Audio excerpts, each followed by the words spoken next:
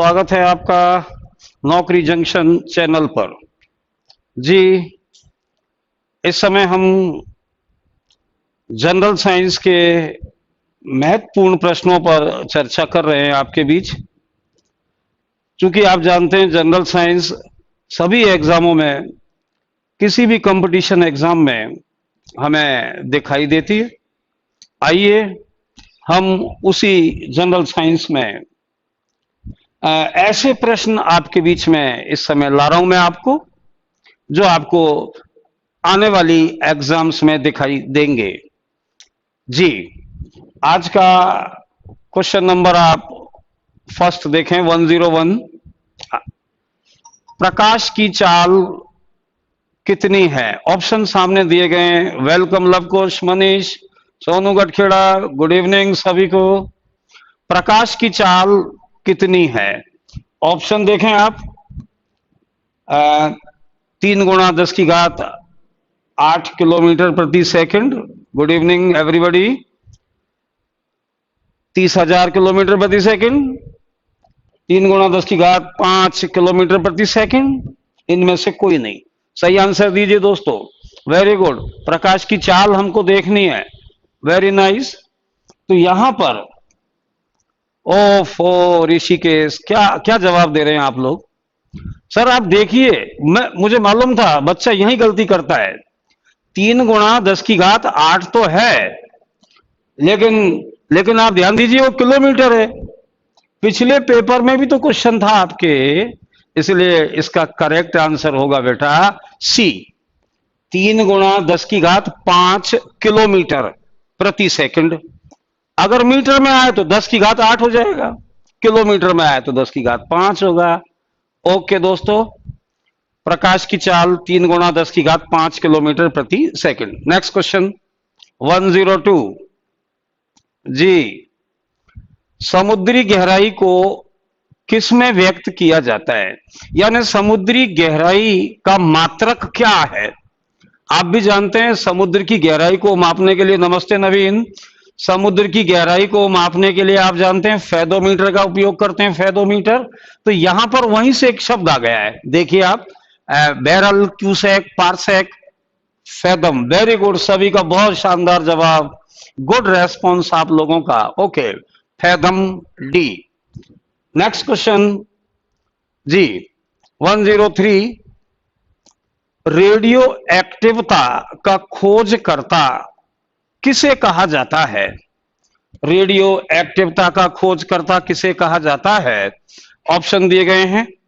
रॉयंटजन, Henri Becquerel, Rutherford और Thomson. Very good, answer लगाइए। शानदार, डी लॉक कर लो सर जी। Jitendra ji thank you. इसमें 103 में डी लॉक मत करिए। 103 का आंसर होगा हेनरी बेकुरेल। ओके भाइयों, हेनरी बेकुरेल, जिन्होंने 1896 में रेडियो एक्टिवता की खोज की थी। नेक्स्ट क्वेश्चन देखें आप। जल का गर्म होना, यानी पानी को जब गर्म किया जाता है तो ये ऊष्मा संचरण की कौन सी विधि है? आप देखें 104। जल का गर्म होना ऊष्मा संचरण की कौन सी विधि है? जी दोस्तों, आप जानते हैं चालन, संवहन, विकिरण, 3 ऊष्मा संचरण की विधि आपके सामने आ गई। आपको भी मालूम है। थैंक यू दोस्तों, थैंक यू, थैंक यू। सभी को नमस्ते, सभी का स्वागत नौकरी जंक्शन पर। आप सभी का स्वागत। आज बारिश थी, काफी मौसम खराब था, इसलिए क्लास को 8 बजे स्टार्ट करने में काफी दिक्कत आई। हमारा टेक्निकल स्टाफ बारिश में फंस गया। वेरी गुड, आंसर लगाया जाए 104। संवहन, आप भी जानते हैं द्रवों का और गैसों का गर्म होना संवहन विधि का उदाहरण है। ओके, आइए, वेरी गुड, वेरी गुड सभी को। 105। स्थायी चुंबक बनाने में किसका उपयोग किया जाता है? आप भी देख रहे हैं स्थायी चुंबक बनाने में किसका उपयोग किया जाता है? ऑप्शन है लोहा, नरम लोहा, क्रोमियम, और डी है इस्पात। आपको मालूम है 105 आप देख रहे हैं, परमानेंट अगर मैग्नेट बनाना है तो इस्पात या स्टील का उपयोग किया जाता है। आंसर लगाया जाए इस्पात या steel, D. Very good, thank you दोस्तों, बहुत अच्छा आप लोग जवाब दे रहे हैं। 106, प्रोटीन की कमी से होने वाला रोग कौन सा है? ओके ओके, थैंक यू सभी को। प्रोटीन की कमी से होने वाला रोग कौन सा है दोस्तों? लगाइए आंसर आप, और ऑप्शन दिए गए आपके सामने, थैलीसीमिया, मंगोलिज्म, मैरेस्मस, रिकेट्स। 106 बहुत इजी क्वेश्चन है आप लोगों के लिए, और कई बार एग्जामों में दिखाई दिया है। प्रोटीन की कमी से होने वाला रोग कौन सा है? तो आप देख पा रहे हैं, ऑप्शन चारों आपके सामने हैं, लगाइए answer. Very good, very good. Protein आप जानते हो हमारी शरीर की वृद्धि और विकास के लिए जरूरी है। प्रोटीन आप जानते हैं एमिनो एसिड से मिलकर बना होता है। ओके, थैंक यू दोस्तों। आंसर लगाया जाए सी, मैरेस्मस, मैरेस्मस। थैंक यू दोस्तों। 107, 107, जल में घुलनशील विटामिन, देखिए आप, जल में घुलनशील विटामिन इनमें से कौन सा है? ऑप्शन दिए जा रहे हैं आपको, vitamin A, vitamin C, vitamin D, vitamin K. देखो आप भी जानते हैं, थैंक यू, 107 पे आए अब आप भी जानते हैं विटामिन को हमने दो भागों में पढ़ा था, जल में घुलनशील और वसा में घुलनशील। तो जल में घुलनशील विटामिन दो ही थे, B and C, B C जल में घुलनशील है। अब यहां पर सी आ गया है, विटामिन सी आया हुआ है, इसलिए वेरी गुड, सभी को बहुत बहुत thank you. Okay Tej Singh, thank you. Answer लगाया जाए विटामिन सी, और विटामिन बी भी आप ध्यान रखना जल में घुलनशील होता है। 108, विलुप्त डायनासोर किस वर्ग का प्राणी था? विलुप्त डायनासोर, डायनासोर आप जानते हैं केवल अब पिक्चरों में दिखाई देते हैं, डायनासोर विलुप्त हो चुके। प्रश्न कर रहा है डायनासोर किस वर्ग का प्राणी था? ऑप्शन दिए गए हैं आपको, ए पिसीज वर्ग है, बी एम्फीबिया, सी आप देख रहे हैं मैमेलिया, और डी आप देख रहे हैं इनमें से कोई नहीं। बहुत अच्छा प्रश्न है और बहुत आप लोगों के लिए सिंपल प्रश्न है। देखिए आप, वेरी सिंपल क्वेश्चन, लगाइए जवाब 108 पर। ओके, सभी दोस्तों का फिर यहां स्वागत है जी। विलुप्त डायनासोर किस वर्ग का प्राणी था? 108, शानदार उत्तर देने लग गए हैं आप। Jitendra Luvkush, Rajendra Luvkush, Surendra, Manoj, Tej Singh, Kedar, Vijendra Meena, Surendra, very good. Bunty, Sonu Garhkheda, answer दीजिए, वेरी गुड। आप देखें 108 में 4 ऑप्शन दिए गए हैं और सही आंसर होता रेप्टेलिया, सरीसृप वर्ग। तो रेप्टेलिया यहां ऑप्शन में ही नहीं आया, इसलिए हमारा आंसर होगा डी, इनमें से कोई नहीं। क्यों? क्योंकि ये रेप्टेलिया वर्ग का जंतु था और अब ये विलुप्त हो चुका है डायनासोर फ्रॉम रेप्टेलिया।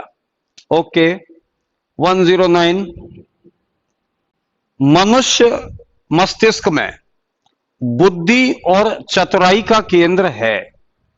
मनुष्य के मस्तिष्क में बुद्धि और चतुराई, यानी सीधा सा प्रश्न है, हमारी इंटेलिजेंसी को कौन कंट्रोल करता है? ऑप्शन 4 है आपके सामने, सेरिब्रम, सेरिब्रम के अलावा आप देख रहे हैं hypothalamus, medulla oblongata, medulla oblongata और अनुमस्तिष्क। थैंक यू दोस्तों, वेरी गुड, सबने लगा दिया है आंसर, मैं देख रहा हूं, शानदार। गोविंद जी 109 है सेरिब्रम, बोलिए सेरिब्रम, और यदि हिंदी में बोलेंगे प्रमस्तिष्क, और आप जानते हैं ना हमारे मस्तिष्क का सबसे बड़ा भाग भी तो यही है, सेरिब्रम प्रमस्तिष्क, और दुनिया में सबसे बड़ा प्रमस्तिष्क मनुष्य का होता है, इसीलिए मनुष्य दुनिया का सबसे बुद्धिमान प्राणी है। तेज सिंह, आप बहुत गलत जवाब लगा गए बेटा, मेडुला ऑब्लांगेटा नहीं आएगा, सेरिब्रम प्रमस्तिष्क। ओके, क्वेश्चन नंबर 1010, वह सरीसृप रेप्टिलिया वर्ग का जंतु जिसमें मूत्राशय नहीं पाया जाता है। ओके धर्मेंद्र, 110 देखिए आप, क्वेश्चन नंबर 110, वह सरीसृप जिसमें मूत्राशय नहीं पाया जाता है, लगाइए आंसर। ऑप्शन दिए गए हैं आपको, कछुआ, मगरमच्छ, केंचुआ और किंग कोबरा। जी आप देख पा रहे हैं 110, ऐसा कौन सा रेप्टिलियन जंतु है जिसमें मूत्राशय नहीं पाया जाता? तो आप दो नाम पढ़ेंगे कभी भी कहीं भी देखिएगा आप, और हमारे आप पुराने वीडियो जरूर देखिएगा। जी, नौकरी जंक्शन ने अपने चैनल पर आपकी सुविधा के लिए बहुत सारे वीडियो डाल रखे हैं, उन्हें आप जरूर देखें। यहां करेक्ट आंसर होगा मगरमच्छ, और घड़ियाल भी हो सकता है अगर ऑप्शन उपलब्ध हो तो, मगरमच्छ। जी 110 नंबर हो चुका है, 111 पे आइए। कवक के अध्ययन का विज्ञान कौन सा है? कवक के अध्ययन का विज्ञान कौन सा है? ओके 111, फाइकोलॉजी, माइकोलॉजी, पोमोलॉजी, उक्त सभी। ऋषिकेश मीना, कवक के अध्ययन का विज्ञान है फाइकोलॉजी, माइकोलॉजी, पोमोलॉजी, उक्त सभी। आप भी जानते हैं कवक। जी जी जितेंद्र जी आंसर लगाए 111 पर। आपको मालूम है कवक के अध्ययन का विज्ञान इनमें से कौन सा है? तो आंसर होगा, करेक्ट आंसर, शानदार Om Prakash, very good, mycology. कवक के अध्ययन का विज्ञान, कवक या फफूंद कह दीजिए आप। Okay, mycology. Next question number 112 पे आइए दोस्तों। केसर पुष्प के किस भाग से प्राप्त होती है? आप जानते हैं ना केसर जम्मू कश्मीर में सबसे ज्यादा होती है केसर। अब प्रश्न है केसर पुष्प के किस भाग से प्राप्त होती है? ऑप्शन दिए गए, ए जायांग, बी फल, सी वर्तिका, डी पुंकेसर। आपको मालूम होना चाहिए केसर का जो पुष्प होता है उसकी वर्तिका, यानी वर्तिका को तोड़कर अलग कर लेते हैं, वही केसर है। तो आंसर हुआ सी, वर्तिका। वेरी गुड दोस्तों, बहुत अच्छा रेस्पॉन्स, बहुत शानदार। आप तैयारी से बैठे हुए हैं, आपका सिलेक्शन पक्का है। वैसे एग्जाम होने दो।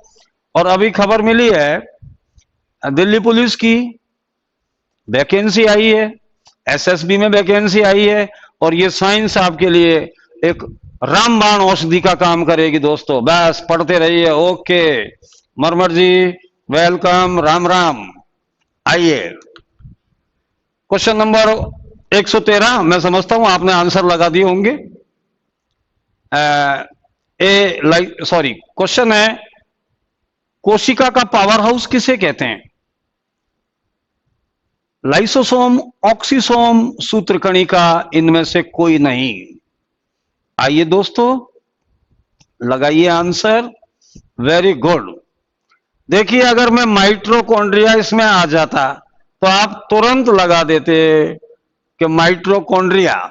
यहां पर माइटोकॉन्ड्रिया तो नहीं दिया, लेकिन उसका हिंदी नाम दे दिया सी, सूत्रकणिका। वेरी गुड, थैंक यू दोस्तों, सूत्रकणिका। सभी ध्यान दें, माइटोकॉन्ड्रिया को ही सूत्रकणिका कहते हैं। वही हमारा पावर हाउस है, वही हमारा शक्ति गृह है कोशिका का, और कोशिका का श्वसन केंद्र भी माइटोकॉन्ड्रिया ही है। Okay thank you. आइए क्वेश्चन नंबर 114, आप देख रहे हैं भारतीय इकोलॉजी का जनक किसे कहा जाता है? बात चल रही है इकोलॉजी की। इकोलॉजी, भारतीय इकोलॉजी का जनक किसे कहा जाता है? ऑप्शन दिए गए, रेटर है कल, सी अशोक शर्मा, डी प्रोफेसर रामदेव मिश्रा। तो भारतीय इकोलॉजी का जनक, थैंक यू दोस्तों, थैंक यू, भारतीय इकोलॉजी का जनक प्रोफेसर रामदेव मिश्रा को कहा जाता है। इसे आप बाबा रामदेव नहीं समझे, वो योग गुरु हैं, वो हमारी इंटरनेशनल हस्ती हैं। ये प्रोफेसर थे रामदेव मिश्रा, जिन्होंने इकोलॉजी के क्षेत्र में काम किया। आइए, सभी को बहुत बहुत आशीर्वाद। हाँ, चरणों में ढोक, बिल्कुल सभी को Ayushman. Okay, question number 115, BT बैंगन में बीटी किसका संक्षिप्त नाम है? बीटी बैंगन में बीटी किसका संक्षिप्त नाम है? आप जानते हैं बीटी बैंगन ट्रांसजेनिक पादप है। बीटी बैंगन चर्चित बैंगन है, ये कीट रोधी होता है, कीट रोधी, ये सब हमने पढ़ा है। लेकिन अब क्वेश्चन है, बीटी बैंगन में बीटी किसका नाम है? तो आप ऑप्शन देखें, ए जीवाणु, क्योंकि आपको मालूम है एक जीवाणु है बैसिलस थोरेंजेंसिस, उसी के नाम पर इसका नाम रखा गया बीटी। जी, ये जीवाणु का शॉर्ट नेम है बीटी, बैसिलस थोरेंजेंसिस। थैंक यू सभी को, थैंक यू। 1116 नेक्स्ट क्वेश्चन है हमारा, थोड़ा आप स्पीड बढ़ाएं। Very good. 1116, देखिए आप, निम्न में से पोटेशियम है,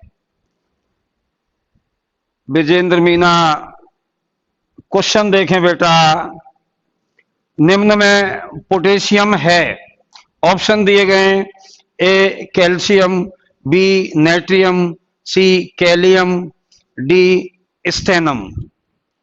आइए, 1116 में आप देख पा रहे हैं, इनमें से पोटेशियम का नाम हमको देखना है। वेरी गुड, बहुत शानदार, बहुत अच्छा जवाब दे रहे हैं आप होगे कामयाब बहुत जल्दी। वेरी गुड, आंसर लगा जाए सी कैलियम। जी, ये लैटिन नाम है।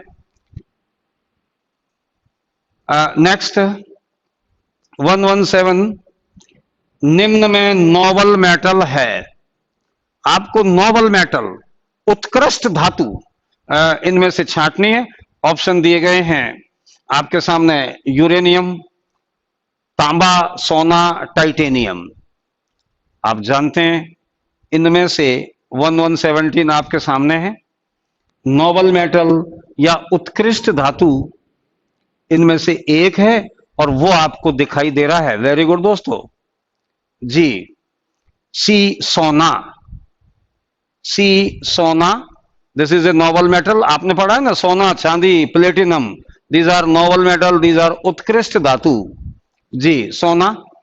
नेक्स्ट क्वेश्चन 1118 आपके सामने है, ऑक्सीजन मिश्रित वह निष्क्रिय गैस जो रोगियों को दी जाती है।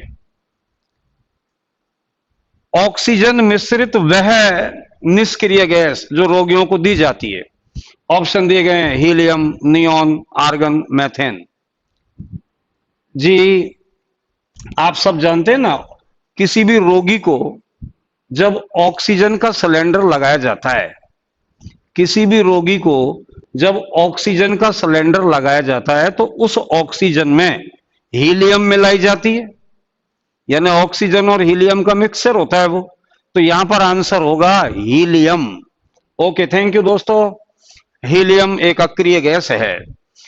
119 आप देखें, जीवाणुओं को नष्ट करने में कौन सी गैस काम आती है? जीवाणुओं को नष्ट करने में कौन सी गैस काम आती है? आइए दोस्तों, ऑप्शन देखें, आपके सामने स्क्रीन पर हैं, ऑक्सीजन, नाइट्रोजन, हीलियम, क्लोरीन। शानदार जवाब दीजिए, वेरी गुड। जी, जवाब दें आप सभी। 1119 आप देख रहे हैं, जीवाणुओं को नष्ट करने में, डी ऑप्शन देखें आप, क्लोरीन। आप जानते हैं ना chlorine, okay, this is a विषैली गैस, वायु से 2.5 गुना भारी होती है, इसीलिए पेयजल को रोगाणु नष्ट करने में क्लोरीन का उपयोग होता है। थैंक यू दोस्तों। Okay, question number 120। अम्ल वर्षा वनस्पति को नष्ट कर देती है क्योंकि उसमें पाया जाता है। देखिए, अम्ल वर्षा और एसिड रेन के बारे में आप सबने पढ़ा है, मैं उम्मीद करूंगा आप जल्दी उत्तर देंगे। आप वेरी गुड, आंसर जल्दी दीजिए बेटा। अम्ल वर्षा वनस्पतियों को नष्ट कर देती है क्योंकि अम्ल वर्षा में बताइए आप क्या पाया जाता है। मैं समझता हूं आप देख पा रहे हैं, ऑप्शन दिए गए हैं, नाइट्रिक अम्ल, मेथेन, नाइट्रोजन और सल्फ्यूरिक अम्ल। वेरी गुड, सही आंसर लगाया जाए दोस्तों, सल्फ्यूरिक अम्ल। जी, यही खतरनाक होता है, यही आप जानते हैं संगमरमर को भी कैंसर कर देता है, सल्फ्यूरिक अम्ल। Okay, thank you. 121 आपके सामने है। हमारे घरों में फ्यूज के स्थान पर किसका उपयोग होता है? हमारे घरों में फ्यूज के स्थान पर किसका उपयोग होता है? आप जानते हैं ना फ्यूज जो सॉरी, फ्यूज जो शीशा और टिन से मिलकर बना होता है, जी, उस फ्यूज की जगह आजकल किसका उपयोग हो रहा है? शानदार, गुड जवाब, आपके आंसर लगाया जाए। Very good, very good, thank you दोस्तों। एमसीबी, मिनिएचर सर्किट ब्रेकर, लघु परिपथ विच्छेदक। Thank you MCB. Next question 122। यांत्रिक ऊर्जा को विद्युत ऊर्जा में बदलने वाला साधन है। आप देखें, यांत्रिक ऊर्जा को विद्युत ऊर्जा में बदलने वाला साधन है। ऑप्शन दिए गए, मोटर, ट्रांसफार्मर, जनित्र, इन्वर्टर। आइए 122। वेरी गुड दोस्तों, सभी का एक बार पुनः स्वागत। और फिर आपसे अनुरोध, जो बालक नए जुड़े हैं वो चैनल को सब्सक्राइब करें और आप लोग अधिक से अधिक लाइक एंड शेयर करें। Okay, thank you, thank you. आइए, यांत्रिक ऊर्जा को विद्युत ऊर्जा में बदलने वाला साधन है, आप भी जानते हैं, जनित्र। सी, जनरेटर। आप जानते हैं वो यांत्रिक ऊर्जा को विद्युत ऊर्जा में बदलता है। आइए, क्वेश्चन नंबर 123। Thank you. 123। वह ताप जो पृथ्वी पर संभव नहीं है, कौन सा है? ऑप्शन दिए गए, 1500 degree centigrade, 100 degree Fahrenheit, 10 kelvin, -257 degree Celsius. दोस्तों, पिछले पेपर में हम चर्चा कर रहे थे, केल्विन कभी ऋणात्मक नहीं होता, केल्विन कभी माइनस में नहीं आता। इसीलिए यहां जो ऑप्शन दिया गया दोस्तों, आप देखें, केल्विन के आगे माइनस लगा हुआ है, ये गलत है, ये इम्पॉसिबल है।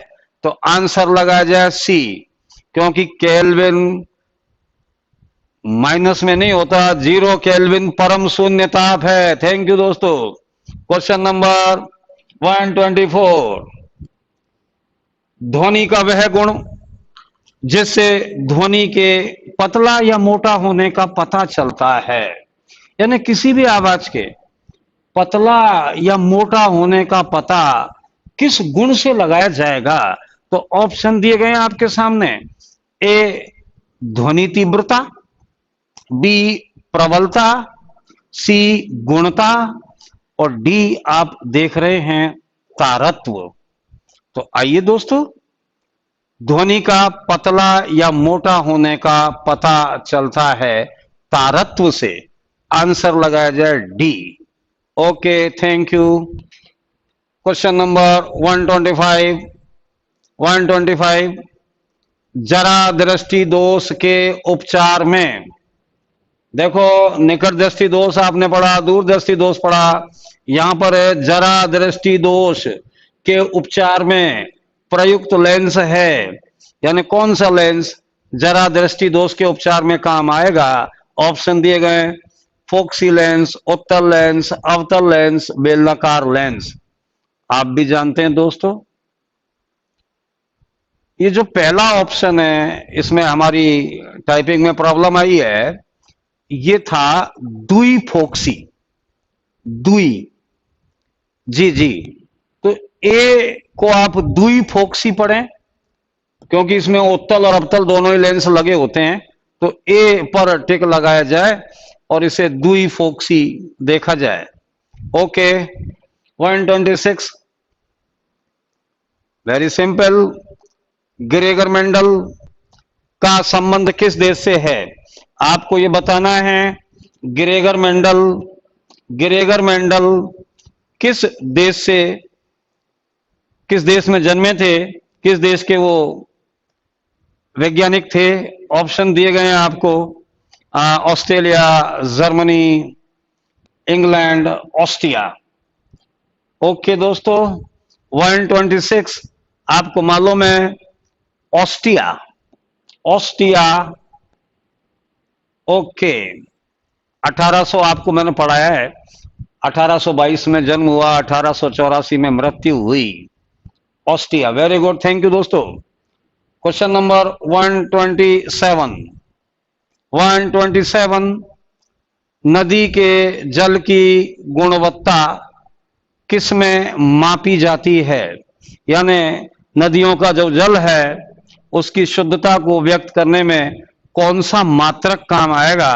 तो ओके, आंसर लगाया जाए बीओडी, सी, बायोलॉजिकल ऑक्सीजन डिमांड, यानी उस नदी के जल की बीओडी चेक की जाती है, जिससे उसका जल शुद्ध और प्रदूषित मापा जाता है। आइए 128, बहुत अच्छा क्वेश्चन है।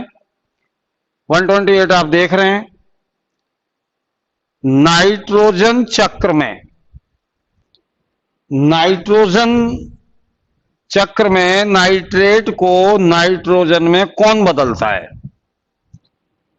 ध्यान से देख लें, गलती नहीं करें, जल्दी नहीं करें, प्रश्न काफी अच्छा है। नाइट्रोजन चक्र में नाइट्रेट को नाइट्रोजन में कौन बदलता है।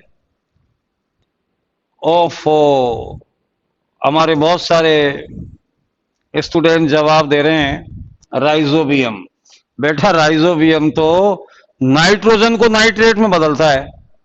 यहां काम देखिए आप, प्रश्न में नाइट्रेट को नाइट्रोजन में कौन बदलता है, तो आप आंसर लगाएं सी, डी नाइट्रीफाइंग बैक्टीरिया।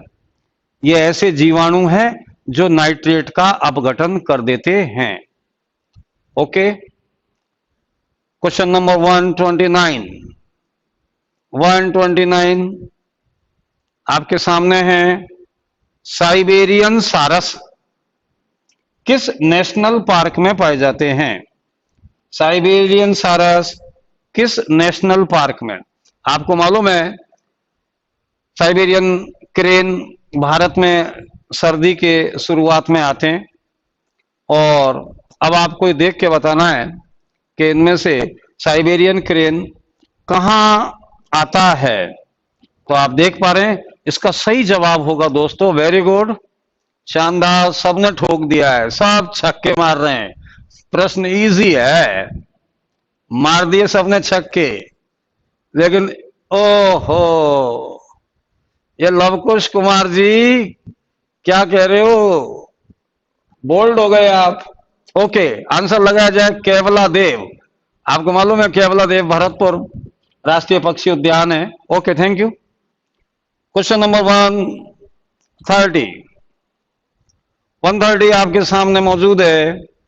आप देख रहे हैं राष्ट्रीय हरित प्राधिकरण एनजीटी यानी नेशनल ग्रीन ट्रिब्यूनल एनजीटी के वर्तमान में चेयरमैन कौन हैं?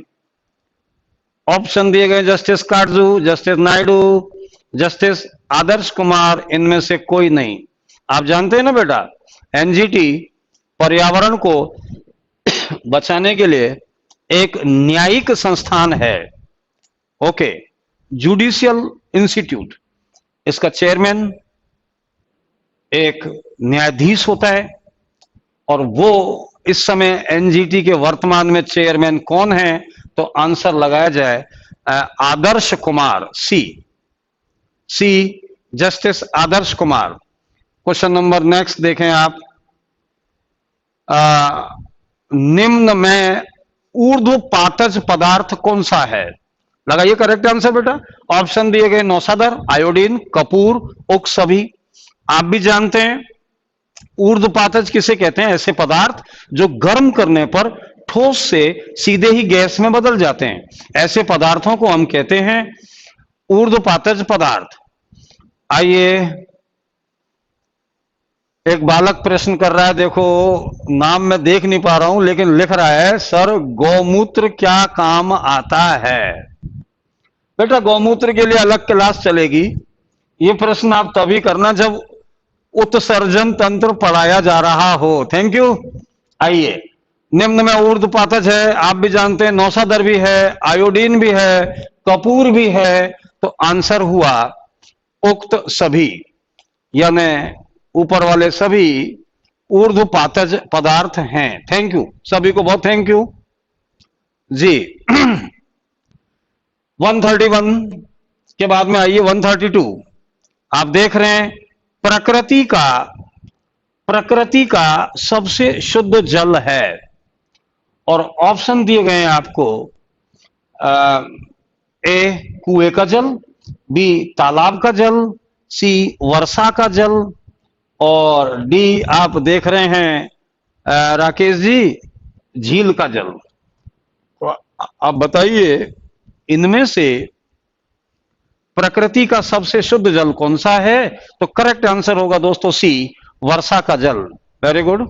वर्षा का जल आप जानते हैं प्रकृति का सबसे शुद्ध जल है। ध्यान दीजिए, अगर डिस्टिल वाटर ऑप्शन में आता है तो वो बिल्कुल 100% शुद्ध है और डिस्टिल वाटर तो आप जानते हैं विद्युत का कुछ अलग भी होता है। ओके, 133 निम्न में से पीएच वैल्यू 7 किसकी होगी? आप देखें, आप भी जानते हैं अगर किसी का पीएच वैल्यू 7 है, 7 है, तो इसका मतलब है वो उदासीन है। और आपको मालूम है यहां ऑप्शन दिए गए, ए नाइट्रिक अम्ल, बी कास्टिक सोडा, सी नमक, डी नींबू का रस। आपको भी मालूम है नाइट्रिक अम्ल ये 7 से कम होगा, कास्टिक सोडा क्षार है 7 से ज्यादा होगा, नींबू का रस अम्ल है 7 से कम होगा, तो सही आंसर होगा, वेरी गुड, करेक्ट आंसर लगाएं सी नमक। नमक एक लवण है, नमक उदासीन होता है। Okay, next question 134। ये क्या हो गया, टेक्निकल डिपार्टमेंट से टाइप में एक शब्द छूट गया है जी। 134 में थोड़ा मिस्टेक आई है, इसलिए इस क्वेश्चन को छोड़ दिया जाए। ओके, नेक्स्ट क्वेश्चन पे आए आप। 135 आपकी स्क्रीन पर दिख रहा है आपको। CO कार्बन मोनोऑक्साइड और N2 नाइट्रोजन का मिश्रण क्या कहलाता है? कार्बन मोनोऑक्साइड और नाइट्रोजन का मिश्रण क्या कहलाता है? ऑप्शन दिए गए, उत्पादक गैस, बी औद्योगिक गैस, सी वाटर गैस, डी फास्जीन। आप जानते हैं दोस्तों कार्बन मोनोऑक्साइड और नाइट्रोजन का मिश्रण वायु अंगार गैस या उत्पादक गैस या प्रोड्यूसर गैस? ओके, आंसर लगाया जाए ए, उत्पादक गैस। इसी को हम कहते हैं वायु अंगार gas. Thank you. 136, question number 136। आप देख रहे हैं WWF का प्रतीक चिन्ह। आपको मालूम है WWF एक इंटरनेशनल एजेंसी है और ये WWF वन्य जीवों को बचाने के लिए काम करता है। तो WWF ने अपना प्रतीक चिन्ह किसे इनमें से बनाया है? WWF का प्रतीक चिन्ह कौन सा है? ऑप्शन दिए गए हैं, सांड, डॉल्फिन, हाथी, पांडा। जी, करेक्ट आंसर लगाया जाए, क्योंकि आप वेरी गुड, करेक्ट आंसर लगाया जाए डी, पांडा। पांडा एक दुर्लभ स्तनधारी जंतु है, मैमेलिया वर्ग का जंतु है, इसीलिए पांडा खतरे में है। पांडा को अंतरराष्ट्रीय पहचान दिलाई गई है WWF के द्वारा। ओके, नेक्स्ट 137, वेरी इजी, इससे आसान कोई प्रश्न आप लोगों के लिए नहीं हो सकता बेटाओ। आइए, और ये क्वेश्चन था NTPC में, पिछली बार पूछ रहा था एनीमिया रोग का लक्षण है, एनीमिया रोग का लक्षण है। ऑप्शन दिए गए हैं, ए WBC का कम होना, बी RBC का कम होना, सी थ्रोम्बोसाइट का कम होना, डी कह रहा है सभी का कम होना। तो आइए दोस्तों, आप जानते हैं एनीमिया, जिसको हम कहते हैं रक्त क्षीणता या रक्त अल्पता, खून की कमी का लक्षण कौन सा है? वेरी गुड, सभी दोस्तों को धन्यवाद, सबने सही आंसर लगाने का प्रयास किया है। जी, करेक्ट आंसर होगा RBC का कम होना, लाल रक्त कणिका का कम होना, या यूं भी कह सकते हैं हीमोग्लोबिन का कम होना। RBC कम हो या हीमोग्लोबिन कम हो या आयरन डिफिशियंसी हो तो प्रॉब्लम आएगी एनीमिया। जी, नेक्स्ट 138, किस रोग में RBC की संख्या कम होती है? आप देख रहे हैं, नहीं ये तो जी 138, ओके थैंक यू। किस रोग में RBC की संख्या कम होती है? लाल रक्त कणिका कब कम हो जाएंगी? ऑप्शन दिए गए, रिकेट्स, बी है कैंसर, सी है मलेरिया, डी है स्पिलिंग डिजीज। आप भी जानते हैं दोस्तों 138, जल्दी देखें आप 138। आपको मालूम है प्लाज्मोडियम जब हमारे अंदर पहुंचता है मलेरिया रोग में, तो आपको मालूम है हमारी RBC और यकृत कोशिकाएं नष्ट होने लगती हैं।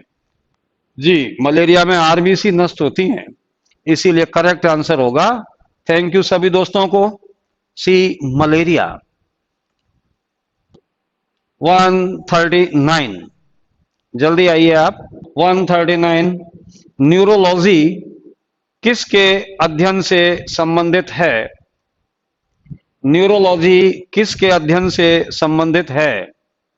आपको मालूम है न्यूरोलॉजी उत्सर्जन, तंत्रिका तंत्र, अस्थि, जीवाश्म, ये आपके ऑप्शन है। न्यूरॉन्स एक शब्द आपने पढ़ा था, न्यूरॉन्स, तो न्यूरॉन तंत्रिका तंत्र में पाए जाते हैं, वहीं से ये शब्द आया है न्यूरोलॉजी। तो तंत्रिका तंत्र में जब भी प्रॉब्लम आएगी, ब्रेन को जब भी दिक्कत आएगी, तो हमें न्यूरोलॉजी डिपार्टमेंट में जाना होगा। ओके, तंत्रिका तंत्र, न्यूरोलॉजी। 140, चार ऑप्शन दिए गए, पुंकेसर, शुक्राणु, अंडाणु, पैराइटल कोशिका। अब आप ये देख लें, इन चारों में से अगुणित संरचना कौन सी है? अगुणित संरचना आप जानते हैं ना, अगुणित द्विगुणित, जब गुणसूत्र जोड़ों में होते हैं तो द्विगुणित, और जब सिंगल मिलते हैं तब बोलते हैं अगुणित। तो यहां पर आप देखें, निम्न में से अगुणित संरचना है पुंकेसर, शुक्राणु, अंडाणु, पैराइटल कोशिका। दोस्तों ध्यान रखिएगा, जब भी अंडाणु, शुक्राणु या परागकण का निर्माण होता है तो अर्धसूत्री विभाजन होता है, जिससे गुणसूत्रों की संख्या आधी हो जाती है, आधी। तो इसीलिए वहां द्विगुणित की जगह अगुणित हो जाते हैं। तो अब आप देख पा रहे हैं अगुणित संरचना। ओहो, यहां दोनों आंसर हो गए। वेरी गुड दोस्तों, शुक्राणु भी हो गया और अंडाणु भी हो गया, क्योंकि ये दोनों जनन कोशिका हैं, शुक्राणु एंड अंडाणु। तो दोनों को थोड़ी टेक्निकल मिस्टेक हुई है हमारी तरफ से टाइपिंग में, इसलिए दोनों को आंसर लगाया जाए, शुक्राणु और अंडाणु। Thank you, thank you. आइए 141, निम्न में से किसका प्रक्षेपण 1975 में किया गया? यानी 1975 की भारत के लिए ऐतिहासिक घटना है और ऑप्शन आपके सामने आ गए हैं। 1975 में किसका प्रक्षेपण किया गया? ए रोहिणी, बी एप्पल, सी आर्यभट्ट, डी SLV-3। तो दोस्तों यहां आपको मालूम है आर्यभट्ट जो भारत का पहला कृत्रिम उपग्रह है जी, उसका प्रक्षेपण सोवियत संघ के द्वारा 1975 में किया गया था। ओके, ये भारत का पहला कृत्रिम उपग्रह था आर्यभट्ट सी जी। 142, विश्व का पहला चंद्र यात्री है।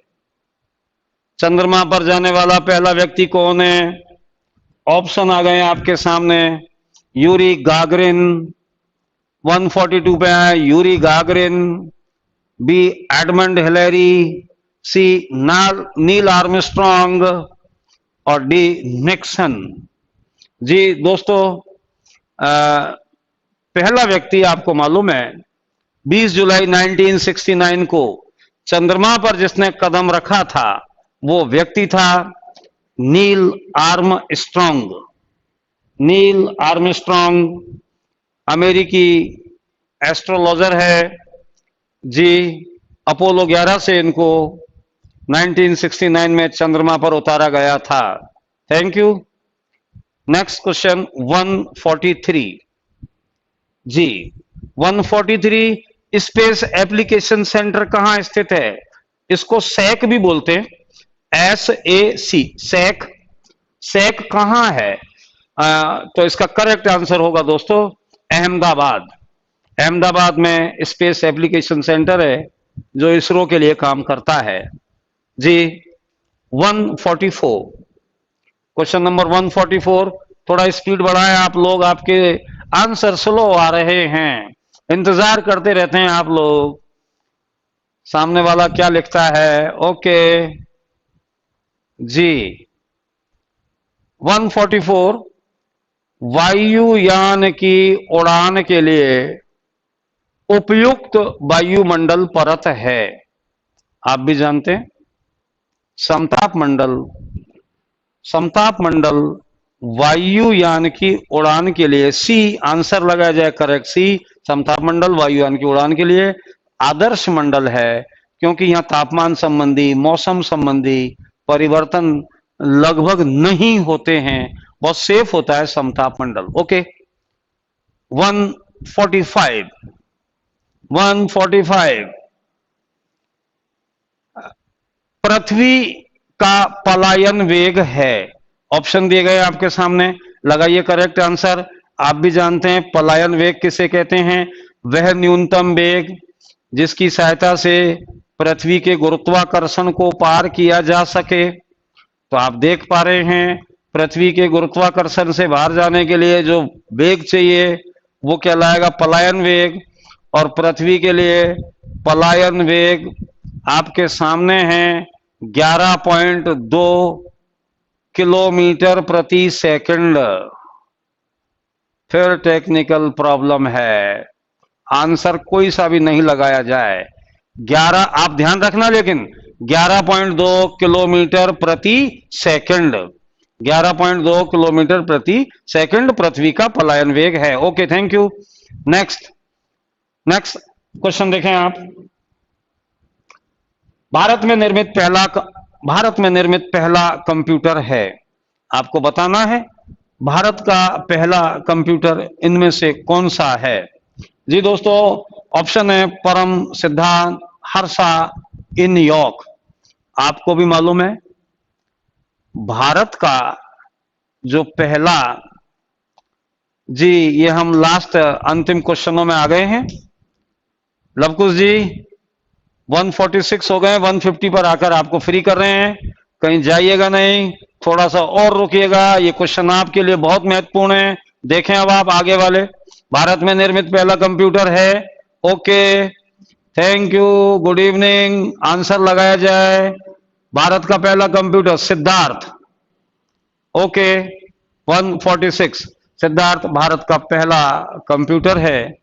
जी आइए 147, वेरी सिंपल। सबसे तेज कंप्यूटर इनमें से कौन सा है? आप देख रहे हैं सबसे तेज, इनमें से सबसे तेज चलने वाला कंप्यूटर कौन सा है? 147 पर आप गए। आइए, अब चूंकि आप देख रहे हैं इनमें से इन ऑप्शनों में आप देखें, वैसे तो ऑप्शन अगर सुपर कंप्यूटर होता तो चलता, लेकिन 147 पे देखिए हमारा सुपर कंप्यूटर रखा हुआ है। जी परम, परम हमारा सुपर कंप्यूटर है दोस्तों, इसलिए सबसे तेज इनमें परम आएगा, सबसे तेज चाल परम कंप्यूटर की। ओके 148, बहुत ज्यादा बार ये क्वेश्चन कंप्यूटर से एग्जामों में, खास करके रेलवे में और स्टेट एग्जाम्स में दिखते रहे हैं। आप देखिए 147 सबसे तेज सुपर कंप्यूटर हमारा गया। इसके बाद में 148 आप देख रहे हैं, बाइनरी पद्धति में किन अंकों का उपयोग होता है? आप भी जानते हैं कंप्यूटर अपनी लैंग्वेज में, अपनी बाइनरी पद्धति में 0 और 1 का उपयोग करता है। जी ऑप्शन लगाया जाए सी, 0 तथा 1। ओके 149, दोस्तों भारत की सिलिकॉन वैली, भारत की सिलिकॉन वैली किसे कहा जाता है? आप देख रहे हैं भारत की सिलिकॉन वैली, ऑप्शन दिए गए हैं आपके सामने। भारत की सिलिकॉन वैली कौन सी है? दुनिया की सिलिकॉन वैली आती है तो कैलिफोर्निया अमेरिका, लेकिन भारत की सिलिकॉन वैली पूछी जाएगी, वेरी गुड, ऑप्शन होगा करेक्ट आंसर ए, बेंगलोर। जी बेंगलोर भारत की सिलिकॉन वैली है। जी नेक्स्ट क्वेश्चन और लास्ट क्वेश्चन आज का। दोस्तों डेली आपको जनरल साइंस के 50 क्वेश्चंस आपके बीच में लाए जा रहे हैं, और वो भी सेलेक्टेड क्वेश्चन जो पिछली एग्जामों में आए थे, आगे भी आपको विभिन्न एग्जामों में दिखाई देंगे। देखिए 150 आपके लिए बहुत रामबाण क्वेश्चन होंगे, ये किसी भी एग्जाम में आप कोई दिखाई देंगे। आइए लास्ट क्वेश्चन 150, माउस का खोजकर्ता किसे कहा जाता है? माउस। अब आप आंसर लगाइए। मैं ये कहते हुए बहुत बहुत थैंक यू, बहुत बहुत आपको शुभकामनाएं। और जिस तरह से आप रेगुलर में देख रहा हूं, अच्छा रेस्पॉन्स देते हैं आप और बराबर आप आंसर दे रहे हैं, थैंक यू। अपने और दोस्तों को, बहुत सारे दोस्त, डीएस गुनेसरा, बहुत सारे दोस्तों को ये मैसेज करिए, आप हमारे चैनल को सब्सक्राइब करें। ओके, सभी को बहुत बहुत शुभकामनाएं।